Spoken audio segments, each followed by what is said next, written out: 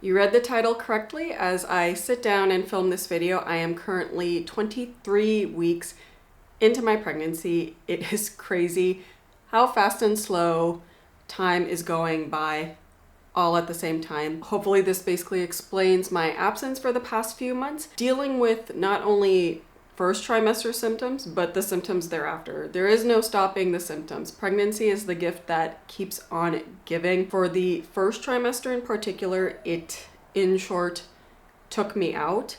I could not function properly at all. And then by the time those major symptoms started to subside, in the middle of the 4th month or so, I've been just trying to get my bearings in order, create a routine system, whatever, to just get my life in order, figure out what can I eat, how much exercise can I do in a day. I've been getting pelvic pain, so it's how do I manage that, the round ligament pain, can't eat spicy food anymore, even garlic sets me off. So yeah, it's been a really fun ride so far, and I am saying it sarcastically, but in reality I'm really looking forward to seeing my little baby in just 17 weeks, maybe less, maybe more, but it's crazy. 17 weeks, and I will have a little human with me in due time.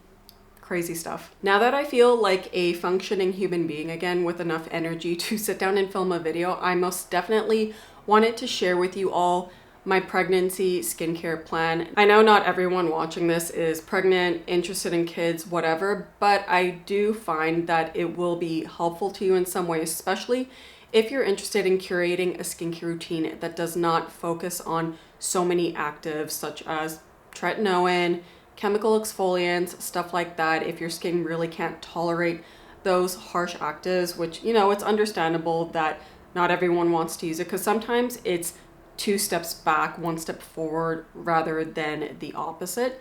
So I hope this routine, pregnant or not, will help you out in some way. But before we get into the major bulk of the products and the plan itself, I just want to quickly touch upon what happened in the first trimester, because it really not only sent my body in a whirlwind, but my skin as well. So in the first trimester, before I even knew I was pregnant, I noticed that the summer did not do any favors for my skin, because I was approaching summer with my oily skin, which last year it was still a little bit more dehydrated, needed a little bit more moisture, so I wasn't producing as much oil as I was this year. Also, it got hot real fast. Pairing pregnancy skin symptoms with really, really hot weather, it was just a little bit of a disaster on my skin. I noticed right away my skin was super sensitive, red, like really red, not just from, you know, irritation in general. It was just hot. Heat is not good for my skin at all. I'm sure a lot of you can relate. I'm realizing that I'm quite Canadian in that regard, where I do like milder weather. I really love the shoulder seasons because it's not only nicer for my skin, it's just more comfortable in general. So I noticed my skin was just becoming more red, more irritated, sensitive in general. Actually, something as simple as the La Roche-Posay Cicaplast Balm B5+, something that's been in my skincare routine for a couple of years now. This is like my 4th tube. I couldn't even use this on my face without my skin breaking out and feeling super congested. That's how crazy it got. It's hard to say, but because my skin is back to its normal oily self, plus the surge of hormones from being pregnant, I think my skin was just really oily, which is why I was becoming congested so easily. But I really needed something to soothe my skin, and since something like the La Roche Cicaplast Balm B5+ did not work, I ventured out to my local drugstore to see what can I possibly use that is soothing and light, and that's when I decided to pick up the Skin 1004 Madagascar Centella Ampule, and this really did the trick at the time. I noticed right away the redness subsided. This just really helped to keep my skin nice and calm without congesting it. But that's pretty much the lengths that this serum did. It is a very basic soothing serum. At that point in time, it did the job. So I'd basically be using this as like the heaviest thing in my skincare routine. I would firstly spray some Avene thermal water. That one is always good, and I was pretty much just going through cans of that. And when it came for sunscreen, I actually took a break from sunscreen for a bit because the ones I had in my skincare routine at the time had the older generation filters. Think avobenzone, octisalate, stuff like that, because I was using the La Roche-Posay Anthelios SPF, one of my favorite ones that started really irritating my skin. So I had to stop that. And so I relied on a hat and shade and just not going outside in general because I could not handle the heat at all during the first trimester. But basically that's what I did with my skincare routine. And once I started to feel a little bit better and also my skin wasn't as sensitive, I really wanted to bring back some type of hydration and exfoliation, but I was trying to figure out what the best way to do that was without being so harsh. And that's when I also picked up the Ordinary Saccharomyces Ferment 30% milky toner. Texture wise and just consistency wise, because this is an emulsion, maybe not the best for the summertime in hindsight, but because this was like the only thing I would use on my face in general, plus sunscreen, it did do the job. I noticed right away from using this twice a day that my skin just felt softer again. It looked more hydrated, a little bit brighter, and I stopped having so many skin flakes because, like I said, I stopped a lot of my skincare, was just using this, which only soothes my skin at most. So I really needed something to help regulate my skin's natural cell shedding process. And then I started reintroducing sunscreen, and I got one that only has new generation filters. This is the Riemann P20 Sensitive Skin SPF 50 plus PA4 plus. It actually is a UPF of over 40. This was recommended to me by my online friend Dan Skincare. If you don't follow him already, definitely check his channel out.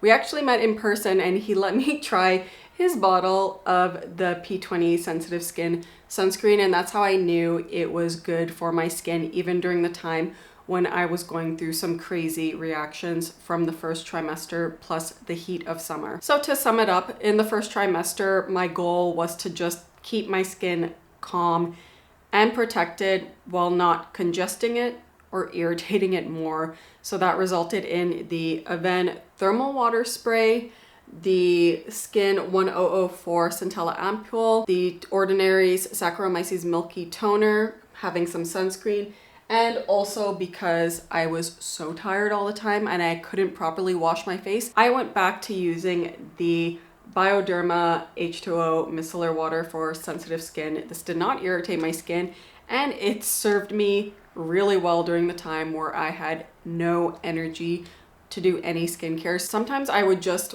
wipe my face with micellar water and then call it quits for my skincare routine because, like I said, I was so tired. After doing this routine for a few months, my skin finally started to calm down because my hormones were finally calming down. The really major symptoms that were just taking me out and making me not function at all finally subsided, and I was able to have more of a goal with my skincare routine during pregnancy.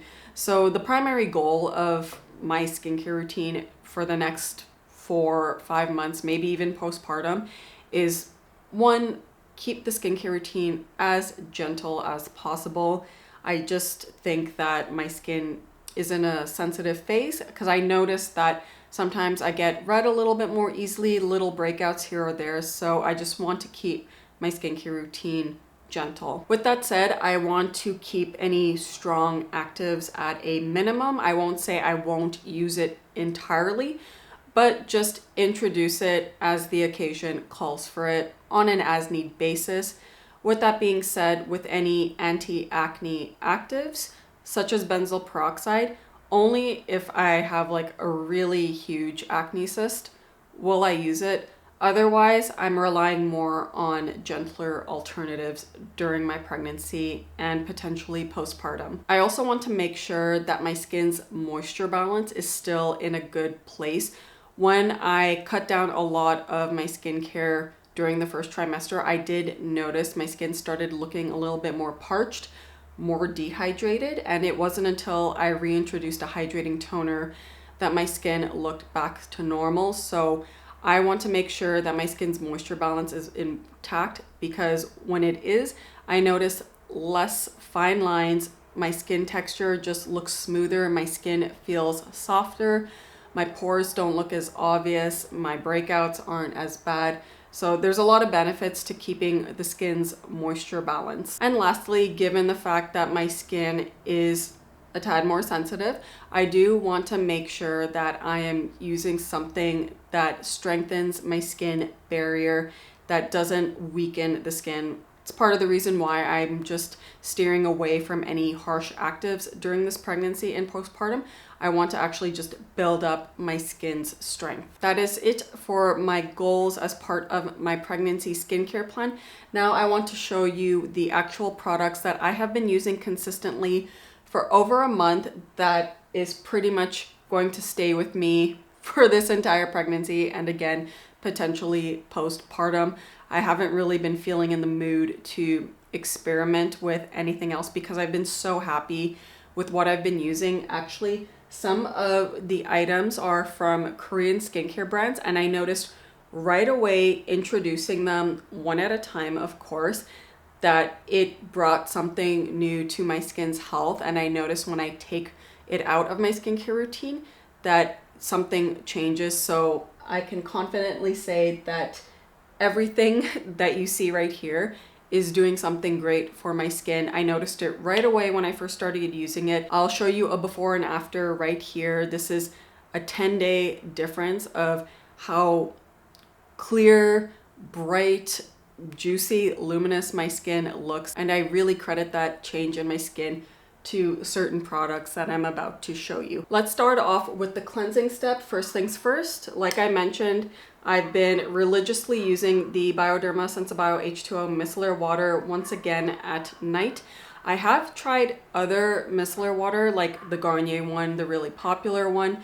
I've also tried some Korean skincare brands, but nothing really compares to the Bioderma one. I feel like this just leaves my skin feeling cleaner. There's less of a residue on the skin, if that makes sense. Like I said, perfect for the really lazy days where I just really can't muster the energy to do my skincare. And because my skin is on the oilier sensitive side, I find just generously soaking a cotton pad and using this to wipe down my face really does the trick. I am wearing water resistant sunscreen, and I've been into wearing complexion makeup once again. So I really do need something to cleanse my skin as gentle as possible, given the fact that I do have oily, very hormone induced skin problems now. For the second cleanse, if I'm not showering, this is the cleanser I reach for. This is the Slurp Laboratories Gel Double Cleanser. I won a giveaway of the fundamental set, so it came with the cleanser, hydromer, and preparation B5. So this I just keep right at my ensuite sink, and then the Vichy cleanser, which is back here actually, I keep in my shower. So those are the two cleansers that I've been reaching for. As for the cleanser itself, it is a nice cleanser. The claims that it is like a double cleanser, so this is the one that you would rely on to double cleanse your skin.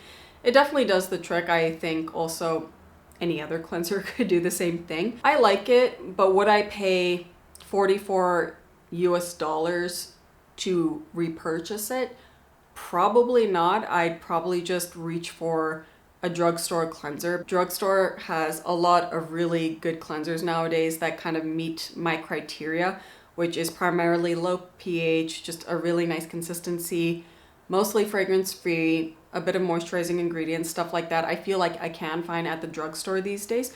So I don't necessarily feel like I have to go out of my way and purchase a $44 US cleanser. That is it for the first step of my skincare routine, which is cleansing. It's pretty simple. Now moving on to my second step, which is the hydration step. Like I said, keeping my skin's moisture balance is really important. What I do to tackle the moisture balance with my skin, make sure it's nicely maintained, is to just layer light layers of hydrating products that are mostly water-based.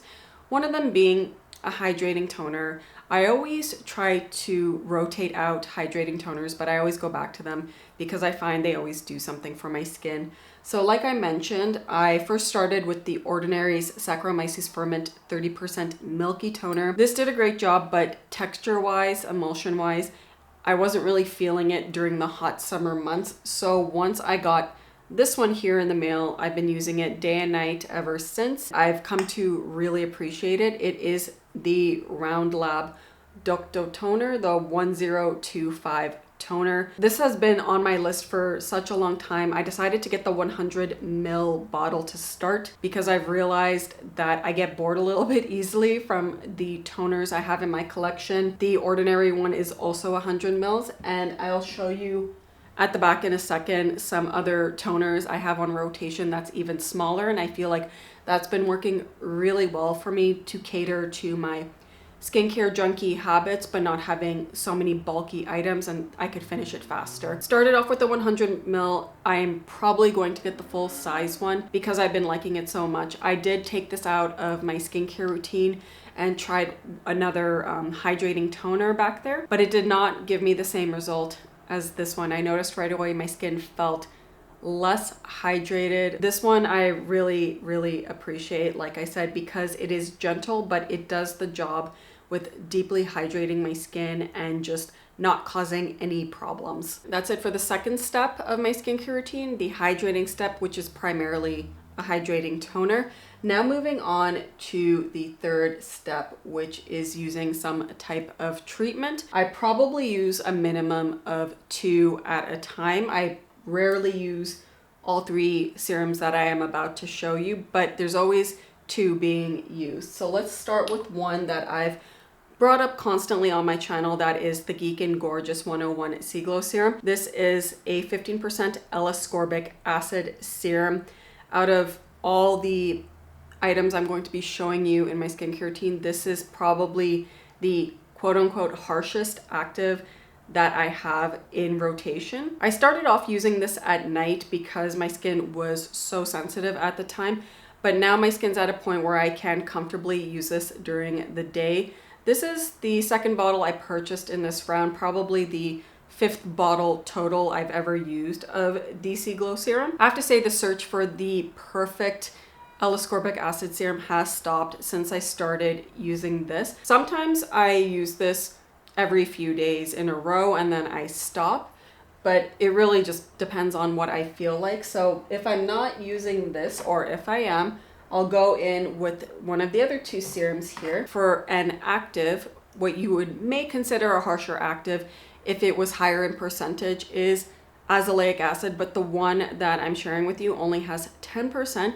It is by Costa Baja. It is the AZ azelaic acid 10 serum. This stuff is incredible. Ever since I started using it, I noticed right away if I had a bit of an inflamed cyst on my chin, the inflammation died down so fast. The red spots I'd be getting here or there all over my face subsided really fast as well. I'll bring back the before and after photo from a 10-day difference. All the spots you see on my face cleared up as a result of this serum. It has been doing such a great job and not only reducing inflammation on any active breakouts I have on my face, it's just been helping to make my skin look so good.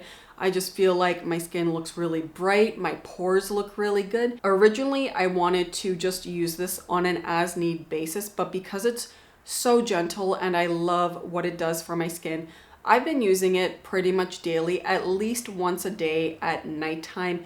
Sometimes I will use it in the morning, depending if I do have an active breakout that day. Out of all the skincare products I am talking about today, this one is by far my favorite, definitely top serum of 2024 for me. I wish I tried it sooner. The last serum I use in my skincare routine, I mostly use it at night, but will use it in the daytime if I'm not using the Geek and Gorgeous Sea Glow serum, is a Bifida and Galactomyces Ferment serum. It is the Numbuzin #3 Skin Softening Serum. Now, what appealed to me about this serum is the fact that it does have the Bifida lysate and the Galactomyces ferment filtrate. Both of those types of ferments individually, I had really good results with. The Galactomyces ingredient, which is the first kind of fermented ingredient I have ever tried, I noticed it made my skin look really bright. My texture looked really nice and refined, and it really just boosted the quality of my skin. The Bifida Ferment Lysate, I noticed when I started using in my skincare routine, my skin actually was stronger, even when I was more prone to acne, cystic-like breakouts. I noticed they became less big, less harsh. They healed a lot quicker because the Bifida actually helped with the strengthening of my skin barrier, and I just felt like my skin was able to deal with a lot more when I started using a Bifida Ferment Lysate serum. So of course, when I saw that the Numbuzin No. 3 Skin Softening Serum had a good concentration of both Bifida and Galactomyces, I wanted to pick it up right away. I really love what this does for my skin from the get-go. Just nicely hydrates my skin, does not congest my skin. I feel like it not only has been helping to strengthen my skin once again, I've noticed a brightening effect. Again, my skin texture looks really good. Skin feels nice and soft. And I feel like my skin has been revived. It's almost like the lit from within look, the luminous look, is mainly due to incorporating a fermented serum back into my skincare routine. That is it for the treatment step of my skincare routine. Now on to the last step. So in the morning, as you may have guessed, it is the protect step. So using some type of sunscreen. At night, it is some type of regenerative cream. I'll start with the nighttime routine because it is an item that I've mentioned constantly on my channel since I introduced it and reviewed it. Loved it. It's a holy grail. It is the La Roche-Posay Cicaplast Balm B5+. Now I did mention that in the first trimester, my skin was not getting on well with this. I noticed that it was actually congesting my skin, was causing just minor breakouts, and I couldn't really use it during that time. And frankly, it's been the only time I could not use the Cicaplast Balm B5+. But once I got out of that really crazy hormonal phase of my pregnancy, and not to say that I'm not hormonal, but you know, the first trimester, it is a little bit intense, and I really noticed it with my skin. Anything I would put on, my nose would be covered in congestion. It was crazy. But once all of that subsided and, you know, the weather has become less hot, I started using this again in my skincare routine. In the summer months, if I felt like I did need some type of extra moisture, I applied a super light amount of this all over my face and neck, and that seemed to do the trick of calming my skin down, applying the regenerative qualities of this cream without overly congesting my skin. Now that we are in the fall months, the way more comfortable months for my skin, body, and just overall well-being, I am a little bit more generous with this. I've noticed the exact same benefits I noticed way back when using this as a night cream. I just wake up with my skin looking really nice and bright. Any breakouts I have, the inflammation has subsided. My skin looks really nice and clear, really moist, and any type of dehydration line that I felt like has been creeping up, I just put a little bit of an extra amount on those areas. Right now it's been my forehead area, and I noticed that those lines plump out. Thank goodness that I can use this again in my skincare routine, and it is definitely here to stay during the rest of my pregnancy and postpartum. Now moving on to the last step in my morning routine, which I mentioned is the protect step. So for the past while, I've been using these two sunscreens on rotation. And one of them I already mentioned, it's the Reman P20 Sensitive Skin Sunscreen SPF 50 plus PA4 plus with a high UPF rating of 40 and over. The second one is a Korean sunscreen. I actually saw this on someone's YouTube channel. I believe it was Sue Beauty. And what prompted me to buy it is that it is advertised for those of us who are pregnant. It says right here, with baby. This is the Dr. Circle Sicker Region Waterproof Sun SPF 50 plus PA4 plus. It is also water resistant. I also really like that it comes in a large tube. Ever since I got these two in the summer, and even now, I am still making my way through these. Today I am wearing this one. I actually have nothing else on my skin right now, just my skincare routine with this sunscreen as the topper. What's been really nice about both of these is that even though they are chemical sunscreens, organic sunscreens, they are only new generation filters. Considering how much more sensitive my skin has become during this pregnancy, I'm really happy that I have come across the fact that it's the new generation filtered sunscreens that do really well for my skin. And like I said, in particular, these are the two that I've been rotating right now and have been really enjoying: the Reman P20 Sensitive Skin, Dr. Circle Secret Regen Water Resistant Sunscreen. And the third one I was able to use even in the first trimester was the Skin 1004 Hyalo Cica Sun Serum, Water Serum. That the popular one with the blue cap. That one I've also been able to use during my pregnancy without issues because it also contains solely new generation filters. That is it for the main players of my skincare routine, day and night. I'm using them constantly. They're always in rotation. Now let's move on to the not so common items that I've been using, but they're still incorporated nonetheless. They are rotated here and there. The first one I will start off with is the Pond's Cold Cream. I've just been using this to remove my eye makeup. Like today while I'm filming, I am wearing some pretty heavy duty mascara. It's one of the Clio mascaras. I have to say, I think I like it more than the Heroin Make one. But anyways, this is some pretty heavy duty mascara and I need something like this to take it off. Moving on to regular cleansers, I've already mentioned the Vichy Purete Thermale Fresh Cleansing Gel. I alternate between this and the Slurp Laboratories Gel Double Cleanser. I use this when I'm in the shower. I mentioned this in my 2023 skincare favorites. I like that it's a gentle low pH cleanser. It even says here on the bottle it reduces the discomfort caused by hard water. That was one of the main reasons why I picked this up. It was also recommended to me by my mother-in-law. The second cleanser I have in my shower that I reach for here or there, not so much now that we're in the colder months finally, but during the summer I was still reaching for this quite frequently, both for face and body. It is the Acnemey Zitclean Purifying Cleansing Gel. I got this at the beginning of the year as a PR item.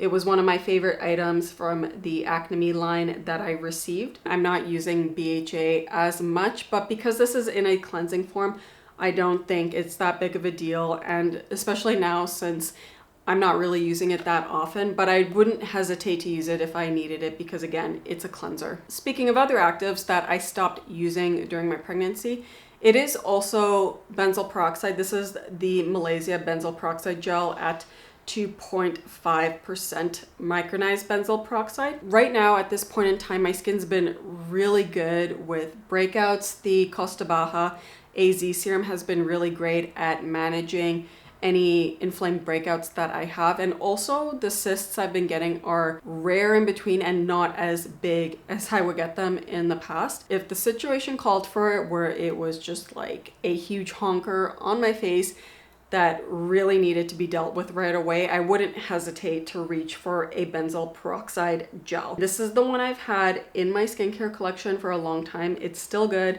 and the one I like the most. Extra toners. Like I mentioned, I noticed that the way to cater to my skincare junkie habits, but not overwhelming myself with so many products, getting bored, is to lower the amount that I purchase. So the two major toners that I've been using are in the 100 ml bottle, but the ones I wanted to try but not really sure if I'd like are in travel size, so a 30 ml and a 40 ml. This one is the Pyeongchang Essence Toner.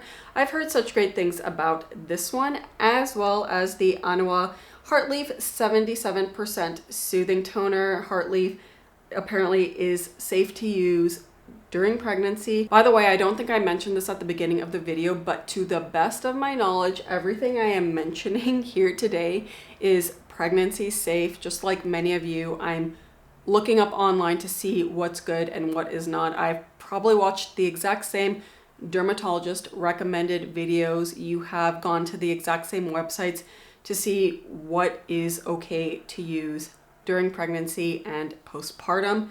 It is to the best of my knowledge. I'm not a skincare expert in any way. I just know myself the best. So yeah, that's my disclaimer for this video, is that To the best of my knowledge, these are all pregnancy safe, but if you're unsure, always ask your own dermatologist or a skincare provider. Back to the toner. So heartleaf, because it is known as a traditional Korean herb to help with acne, I thought I would pick this up to see if I would need additional support at soothing my skin. I've also been curious about this toner for a while because it's been so popular. Years ago, I did try the cleanser in this line and I really liked it, but I never ended up picking up the toner for some reason. So I thought this would be a good time as any to pick up the 40 ml one and give it a try. The second toner, the Pyeongkangyeol Essence Toner. This is the one I actually used in place of the Round Lab Dokdo Toner to see how well it hydrated my skin. And while I did really like the texture of this toner, I did find that it did not deeply hydrate as well as the Round Lab one. I've only used this a couple of times. I'll definitely try it a bit more to make sure that that is the case. It could have been just a one-off day where I was particularly parched. But yeah, so far I like it, not as much as the Dokdo Toner. A mask that I picked up during the summer and I liked using because it did the job of just keeping congestion at bay, especially again, being oily skinned again, being a really hot summer. I was getting blackheads, sebaceous filaments galore. So I thought I would pick up a clay mask, which I have not used in years because my skin used to be so dehydrated. I just like couldn't tolerate them anymore. This is the new one that came out. It's the Beauty of Joseon Red Bean Refreshing Pore Mask. I have been enjoying it. I do notice when I use it, it not only does a great job of mopping up that excess sebum, but I do notice that my pore area here around my nose and chin becomes nice and clear. However, I will say every time I use this, there's a weird sensation on my skin. It's not irritating my skin because my skin does not look red or puffy afterwards, but there's some type of feeling when I use this clay mask. Let me know in the comments down below if you know what I'm talking about, but there's just like a sensation that happens when I use the clay mask. I can't really determine whether it's pleasant or not. I think it makes me a little bit nervous because I know how sensitive my skin is right now, but results wise, it hasn't done anything to make me question that it's bad for my skin, but it does the job. It's very simple. It doesn't do anything greater than what I described. The second mask I like to use on occasion as well is a chemical exfoliant sheet mask. So this one, it says AHA, but it does have a blend of various kinds that are what I think are safe for pregnancy skin. So it's a 5% blend of glycolic, lactic, mandelic, and polyhydroxy acids. When I used this the first time, my skin looked so good, really smooth, really plump, really bright. My friend also really likes using this sheet mask in particular. I picked it up again. I haven't used it a whole lot, but when I feel like my skin needs a little bit more of a pick-me-up, I like to pick this up and use this. Otherwise, I'm not reaching for chemical exfoliants that often. We're now on the last part of this pregnancy skincare plan, skincare routine, and that is with body care, because of course I'm going to be getting stretch marks. Maybe I'm trying to prevent them as much as possible. I decided to use the Skin 1004 Madagascar Centella Ampoule on my belly. I saw a dermatologist recommend this for the belly. Looking at the ingredients, there's nothing I flagged to be suspicious for me to use around that area. I also like that it's a lighter texture. Didn't really find a need for this in my everyday skincare routine anymore, so I thought I would use it around the belly area. And for body moisturizer in general, I've been using the Altruist 10% Urea Dry Skin Repair Cream. I really like how quickly this sinks into the skin. It doesn't leave a greasy residue, and it just does a great job at deeply moisturizing my skin. For my body, I always liked using a urea cream. I will say out of all the products, the ingredients I am mentioning today, urea is one that is still up in the air for me in terms of whether or not it's pregnancy safe. I haven't really found anything concrete. I do know that Eucerin recommends their 10% dry skin cream, so I figured the 10% urea cream from Altruist wouldn't be any different. When I checked the ingredients of this body cream online, nothing else flagged as a concern, but let me know in the comments down below what you think of using a 10% urea cream during pregnancy. From what I gathered, it's actually fine. But like anything else I'm using here today, let me know what your thoughts are on it to be in use during pregnancy. If you feel like maybe there's something I haven't considered that I should consider. Like I said, I'm not a skin expert in any way, but I did my best as an individual, knowing how my skin is and how I am, what would be suitable during this time. This is the body cream I've been using, and then I've been using the serum on my belly. It's been going well. I haven't been noticing any type of stretch marks so far, and hopefully I can just prevent a good amount of them. Hey everyone, Editing Michelle here. I realized that the outro for this video got cut off, so I'm filming it again with my card not as full. All I wanted to say is, that is it for this video. My skincare goals, my daily routines, my body routine, the little stuff I am using in between when I feel like it during the rest of my pregnancy and probably going into the postpartum process. Like I mentioned in the video, this is what I'm sharing that works for me. What I have figured out is quote unquote pregnancy safe. I watch the exact same things you probably all do of dermatologists, going to websites, seeing what is deemed pregnancy safe skincare. If you're not sure about anything I've mentioned, by all means, ask your dermatologist or local skincare provider. I can't be the one to answer that for you fully because the only thing I'm an expert in is myself, and even then, that gets a little bit questionable too. I will be following up with my morning and nighttime skincare routines so you get an idea of how the products are looking like in action and how I use them in order. So stay tuned for that. As always, if you have any comments on the products that I'm using, any questions, by all means, leave them in the description box down below. If you have any advice on the products I'm using themselves, what you would think is best to avoid or you would encourage to use, maybe something I'm using, it really worked for you in your pregnancy or life in general, I would also love to read about that. That is it for this video. See you all soon. Ciao.